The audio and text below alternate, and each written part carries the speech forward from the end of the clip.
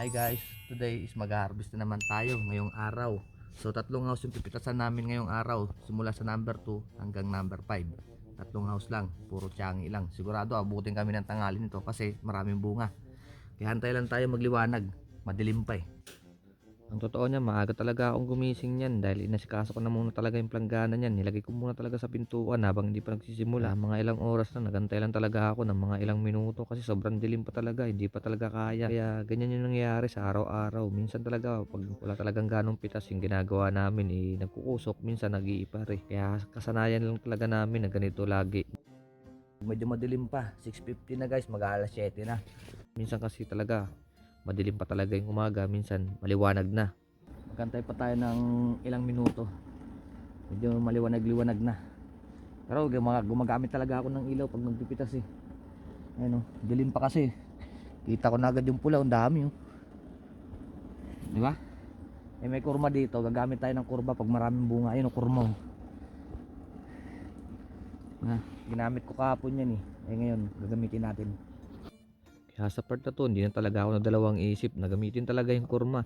Ito kasi yung ginamit namin yung isang araw na nagkusok kami dito sa number 5. Kaya naiwanan to dito, ginamit ko na lang dito. Sa una talaga, pag nagpipitas talaga kami dito sa gilid, mahirap talaga. Lalo na pag may nakaharang talaga. Lalo pag malaki yung kurma na gamit mo. Kaya kailangan mo lang talaga tiisin pag sa gilid. Kasi madudumihan ka dito pag nasa gilid ka talaga. Ayun kasi yung pinaka-purpose dito. Kailangan talaga bago ka magpitas, unahin muna talaga yung gilid bago yung sa gitna. Pero pag nandiyan ka naman parte sa gitna hindi ka naman na masyado mahirapan. Diyan lang talaga sa gilid lalo na pag nakayuko ka talaga dito. Kaya kailangan ginagamit dito na kurma, hindi mataas, mababa talaga. Limang klase nga pala yung kurma namin dito. Mayroong mataas, mayroong mababa.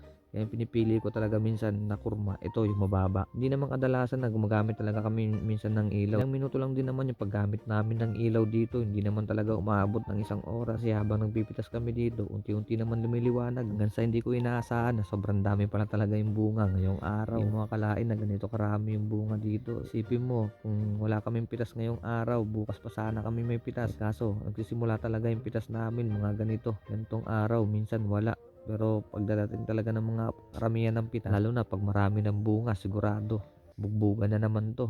Kasi last year kasi talaga, pag nagpipitas kami halos araw-araw. Nagpipitas kami ng umaga, minsan alas 6 kami gigising hanggang tanghali na yun. Tapos magpapaking kami nun hanggang hapon. Pagdating naman ng hapon, magpipitas ulit kami yan hanggang sa araw-araw. Ganyan yung ginagawa namin. Kaya yung uwian na namin yan alas 12 ng gabi, pinakamahabang oras na yun. OT na kami nun sa pagtatrabaho, lalong lalo na pag nagpapaking talaga kami. Ayun yung pinakasagad na oras talaga na ginagawa namin. Kaya halos 4 na taong ko rin nagamay yung trabaho dito. Grabe no. Isipin mo yun, sa 4 na taon na yun, sa una talaga napakahirap talaga na hindi mo talaga alam. Lalong lalo na pag nagsasalita ka, hindi mo naman alam yung sinasabi nila. Kasi to be honest, hindi naman rin talaga ako totoo na marunong talaga magsalita ng Korean. Mga basic lang talaga yung mga alam namin. Kaya minsan nagkakamali talaga tayo na hindi namin alam. Kaya minsan din pag pinapagalitan kami, ako tumatawa naman.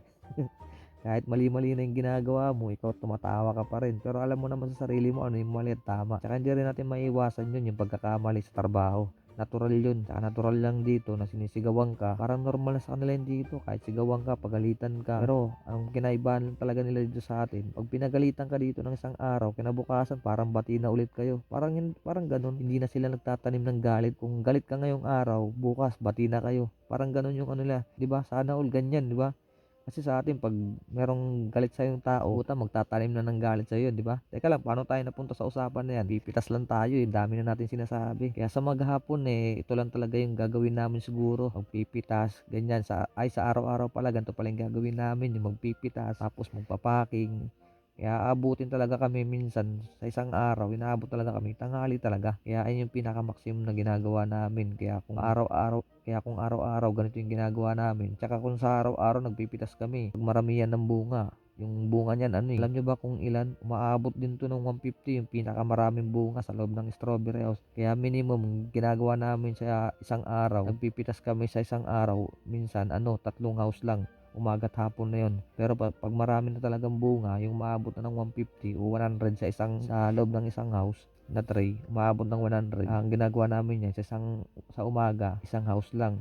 sa hapon, isang house din, bali dalawang house. Kaya pagkatapos kong akutin lahat ng tray sa loob ng strawberry house, ilalagay ko naman to sa pakingan. Bali ang mangyayari ngayong araw, sila ate yung magpapaking at ako naman magkukusok lang sa labas. Ganun kasi nangyayari pag wala pa talagang ganong bunga, hindi pa talaga ako magpapaking. Pero pag marami na talagang bunga, nasa loob na rin ako niyan nagpapaking. Pero ngayon sa maghapon, ito lang yung gagawin ko. Yung magkukusok lang sa maghapon, yan lang talaga yung gagawin ko. So paano? Hanggang dito na lang. Salamat ulit sa inyong panonood at pakikinig. Hanggang sa muli.